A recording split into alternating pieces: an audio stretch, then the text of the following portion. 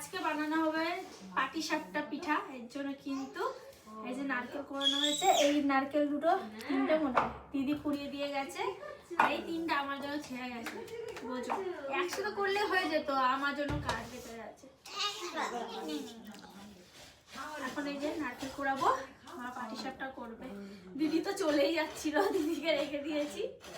তা তারপরে মা বললো, দিদি বললো যে তাহলে পাটিসাপটা করো।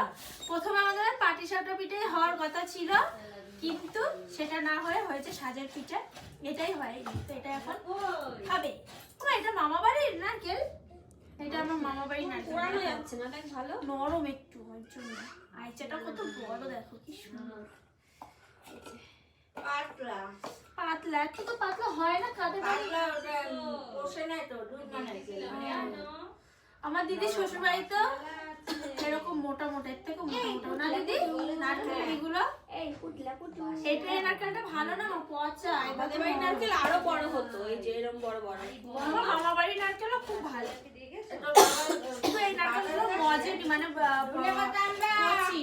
তা মামা বলছিল, পাড়ার আগে বলছিল যে এবার নারকেলগুলো ঠিকঠাক করে মজে, মানে হয়নি, পাকেনি, কি বলে কে জানে, বলে যাচ্ছি ভগবান, পাকেনি মজেনি। এইগুলো আর এই দুটো ডোনাদি করবে। কি তুমি করবে